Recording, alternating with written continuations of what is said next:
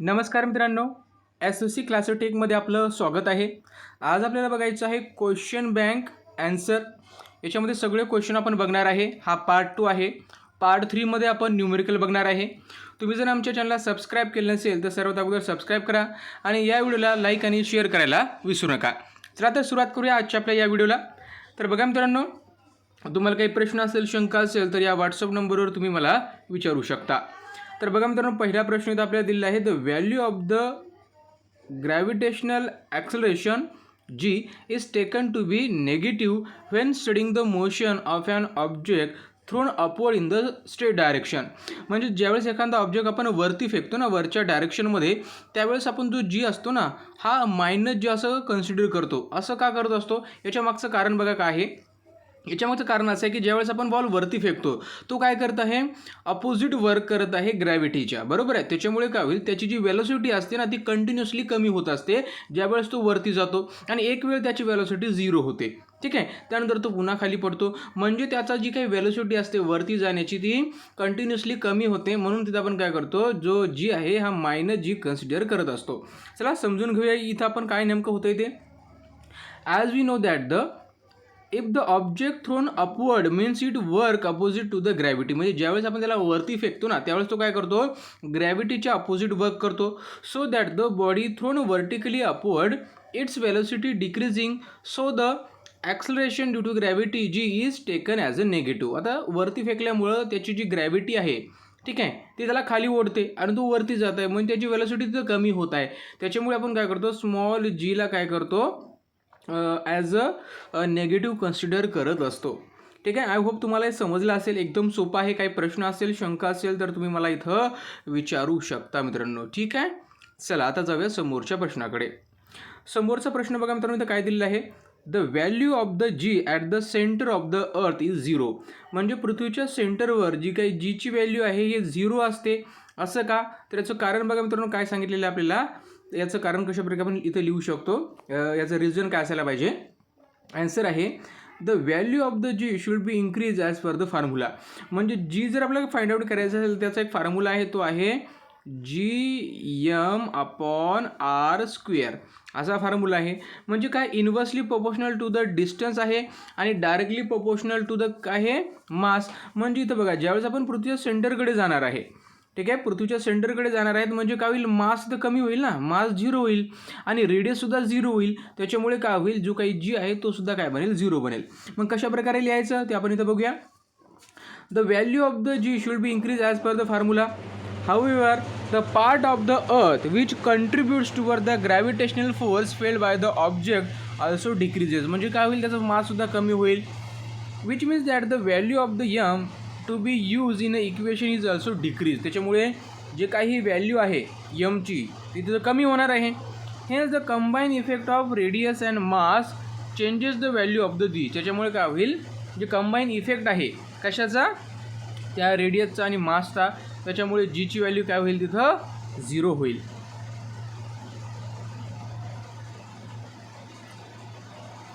त्यानंतर बघा, solve the following question, complete the following chart regarding the weight and mass of an object.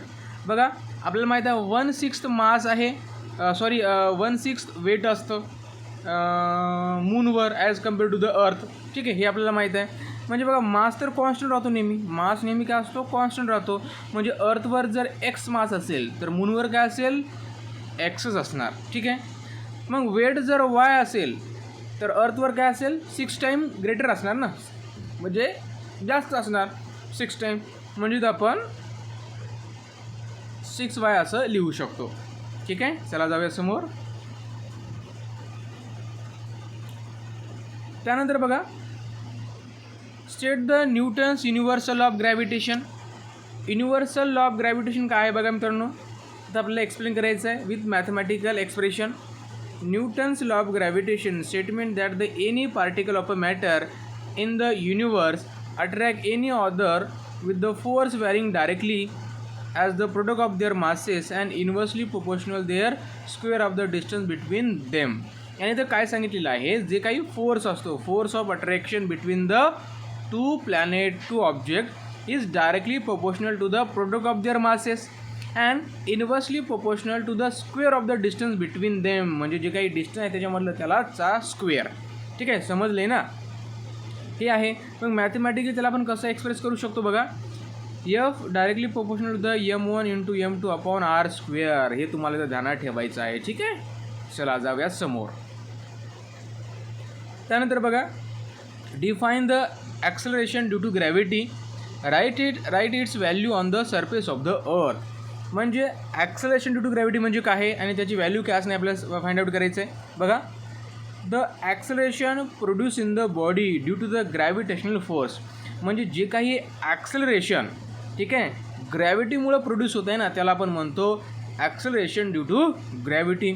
आणि त्याची average value आहे 9.77 metre पर second square. ठीक आहे, 9 मीटर पर second square अशा प्रकारे आहे. ठीक आहे, मीटर पर सेकंड स्क्वेअर असं तुम्हाला लिहायचं आहे. ठीक आहे, हे थोडंसं इथं मिस्टेक झालेलं आहे, पॉईंट आलेला आहे, तर ते तुम्हाला अशा प्रकारे तिथं करेक्ट करायचं आहे. ओके, चला. त्यानंतर आहे, आता बघा एक प्रश्न विचारला आहे, if the weight of the person on the earth that is 750 newton, what will be the weight on the person on the moon. आता मूनवर त्याचं वेट किती असणार, काहीच नाही करायचं आहे. 750 हे अर्थवर आहे, 6 टाईम कमी असणार, म्हणजे काय करा, 6ने याला डिवाईड करा. किती येणार आहे ते तुम्हाला इथं लिहायचं आहे. ठीक आहे, आता किती येणार आहे बघा मित्रांनो, इथं तुम्हाला इथं येणार आहे 1. ठीक आहे, 1 आणि ते 5 मीन्स येणार आहे 125 न्यूटन. 125 न्यूटन वेट असणार आहे मूनवर. कुठं असणार आहे, मूनवर असणार आहे. ठीक आहे, समजले. Is it clear to all of you. चला जाऊया समोर.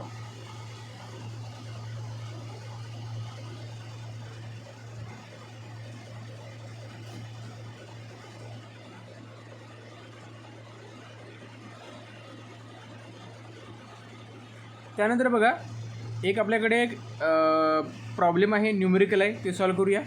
महेंद्र आणि Virat are sitting at the distance of the 1 metre from the each other. एकमेकाजवळून 1 मीटर अंतरावरती बसले आहेत एकमेकाच्या. त्यांचं मासेस बघा काय, 75 किलोग्राम अँड 80 किलोग्राम रिस्पेक्टिव्हली हे त्यांचं मास आहे. What is the gravitational force between them. त्यांच्या मधामध्ये ग्रॅव्हिटेशनल फोर्स काय, आपण युनिव्हर्सल लॉ ऑफ ग्रॅव्हिटेशन माहिती आहे तुम्हाला. ठीक आहे, तो इथे दिलेला आहे बघा, हा तुम्हाला ध्यानात ठेवायचा आहे. फोर्स इज डायरेक्टली प्रोपोर्शनल म्हणा किंवा इक्वल टू म्हणा आता G M1 upon M2 upon R square. ठीक आहे, हे तुम्हाला ध्यानात ठेवायचं आहे. ठीक आहे, आता याच्यामध्ये व्हॅल्यू पुट करा. ठीक आहे, जीची व्हॅल्यू पुट करा, दोघांचं मास टाका आणि दोघांमध्ये डिस्टन्स किती आहे आर ती इथे पुट करा. 1चं स्क्वेअर 1च राहील. ठीक आहे, मग आता काय करायचं आहे, या दोघांचं मल्टिप्लिकेशन करा, त्यानंतर याच्यासोबत मल्टिप्लिकेशन करा आणि जे काही उत्तर येईल तुम्ही तर फाइंड करू शकता. फॉर्म्युला मी तुम्हाला सांगतो आहे कशा प्रकारे सॉल्व करायचं हे तुम्ही बघून घ्या. ठीक आहे, कॅल्क्युलेशन तर तुम्हाला करता येतं, मल्टिप्लिकेशन डिव्हिजन हे सर्व गोष्टी तुम्हाला करता येतात. ठीक आहे, फक्त फॉर्म्युला हा वापरायचा आहे, ध्यानात ठेवा. त्यानंतर बघा काय आहे, identify the mistake in the given diagram and draw it again. आता मिस्टेक काय आहे बघा मित्रांनो, इथं तुम्हाला समजेल, इथं तुम्हाला दिसेल की काय आहे बघा, जो काही मून आहे ना, मूनच्या साईडने हाई टाईड असतो, कारण मून आणि आपली अर्थ याच्या दोघांमध्ये काय असतं, एक फोर्स ऑफ अट्रॅक्शन असतो ना, ग्रॅव्हिटेशनल फोर्स असतो. मग तो काय करेल, त्याच्यामुळे इथं भाग असा इथं हाई टाईड येणार आहे. ठीक आहे, आणि त्याच्या बाजूनं लो टाईड येणार आहे. मग हे चुकीचे आहे. मग बरोबर काय आहे, तर बरोबर बघा मित्रांनो इथं दिलेलं आहे. ठीक आहे, ज्या मूनच्या साईडनं काय येणार आहे, हाई टाईड येणार आहे. मूनच्या साईडनं त्याच्या अपोजिट साईडनं इकडं, आणि इकडे लो टाईड असणार, इकडे लो टाईड असणार. ठीक आहे, अशा प्रकारे तुम्हाला डायग्रामचं ड्रॉ करायची आहे. त्यानंतर आहे universal gravitational constant and gravitational acceleration due to gravity. ठीक आहे, म्हणजे कॅपिटल जी आणि स्मॉल जी यांचं तुम्हाला इथं डिफरन्स सांगायचं आहे. बघा आता कॅपिटल जी काय आहे, the universal gravitational constant is equal to the force of attraction between the two masses and separated by the unit distance. आता जे काही हे कॅपिटल जी आहे हे काय आहे, हे इक्वल आहे कशाला आहे, force of attraction of the masses and separated by the unit distance. ठीक आहे, it's value remain constant through the universe. याची व्हॅल्यू सगळीकडे सेमच असते. याचा मॅग्निट्यूड, याला मॅग्निट्यूड आहे पण डायरेक्शन नाही, म्हणजे आपण याला म्हणता येईल हे काय आहे, एक स्केलर क्वांटिटी आहे. याचं युनिट काय बघा मित्रांनो, newton metre square per kilogram square हे याचं युनिट आहे. आता इकडे आपण बघूया स्मॉल जीकडे. The acceleration produce in the body due to the gravitational force of earth is called the acceleration due to gravity. म्हणजे जे काही ॲक्सलरेशन ग्रॅव्हिटेशनल फोर्समुळे क्रिएट होत आहे त्याला आपण म्हणत आहे gravitational acceleration. Its value changes place to place. याची value place to place change होते. It has a both magnitude and direction. याला मॅग्नेट्यूड ॲज वेल ॲज डायरेक्शनसुद्धा आहे आणि याचं युनिट आहे मीटर पर सेकंड स्क्वेअर. त्यानंतर बघा हे तुम्हाला एक्सप्लेन करायचं आहे एस्केप व्हेलॉसिटी म्हणजे काय आणि फ्री फॉल म्हणजे काय ते तुम्ही एक्सप्लेन केलेलं आहे. बघा आता when the body is thrown vertically upward from the surface of the earth, the minimum initial velocity of the body for which the body is able to overcome the downward pull of the earth and can be escaped from the earth forever is called the escape velocity. आता escape velocity म्हणजे काय, अशी minimum velocity, ठीक आहे, की त्या minimum वेलोसिटीमुळं जो object आहे ना आपल्या अर्थच्या डाऊनवर्ड जो का फोर्स असतो आपल्या अर्थचा त्याला ओव्हरकम करतो आणि फॉरेवर म्हणजे तो पृथ्वीच्या बाहेर निघून जातो. पृथ्वीच्या जे काही ॲटमॉस्फिअर आहे त्याच्या बाहेर निघून जातो, ठीक आहे, फॉरेवर नेहमीसाठी. तर अशा वेलोसिटीला आपण म्हणतो एस्केप वेलोसिटी, ठीक आहे. बघा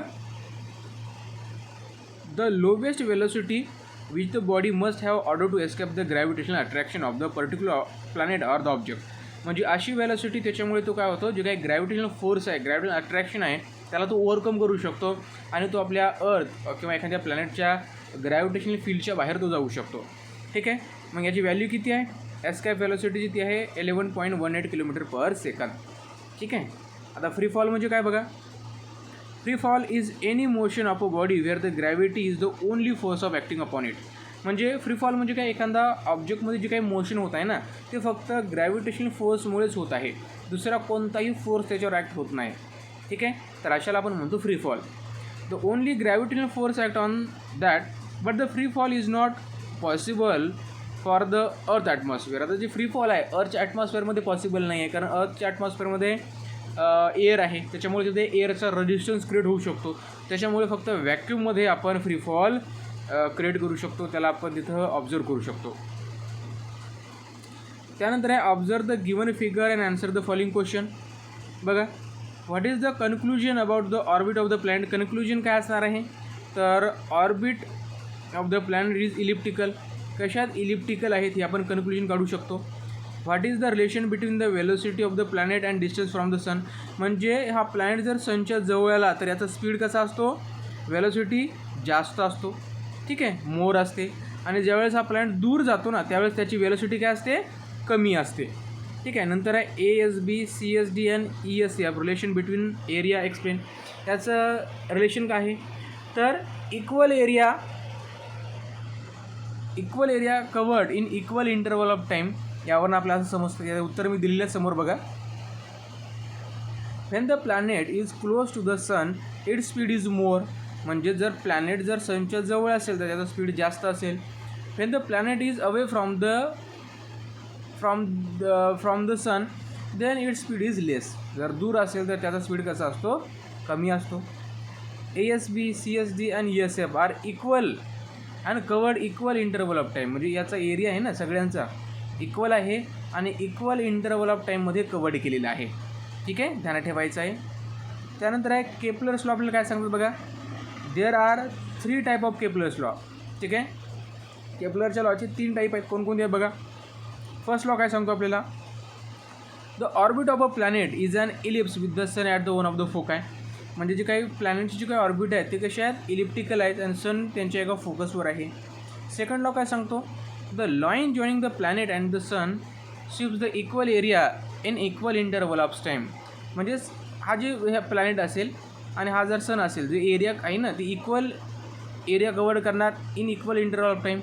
हे सेकंड लॉमध्ये आपल्याला सांगितलेलं आहे, ठीक आहे. लॉ ऑफ एरियासुद्धा आपण याला म्हणू शकतो. थर्ड लॉमध्ये काय सांगितलेलं बघा, the square of its period revolution म्हणजे T² around the sun is directly proportional to the cube of the mean distance of the planet from the sun means directly proportional to the R³ म्हणजे काय आहे, the square of its period revolution, म्हणजे याचा square हा काय आहे, directly proportional आहे to the cube of the mean distance of the planet from the सन.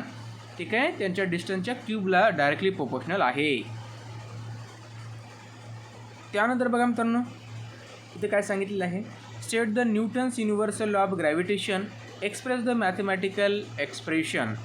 आता बघा, न्यूटन्स युनिव्हर्सल ऑफ ग्रॅव्हिटेशन आपल्याला काय सांगतो, according to this theory every object attract the every other object with the definite force, म्हणजे प्रत्येक object जे काही एकमेकाच्या जवळ आहेत किंवा दूर आहेत ते एकमेकांना एक डेफिनाइट फोर्सने काय करतात, अट्रॅक्ट करतात.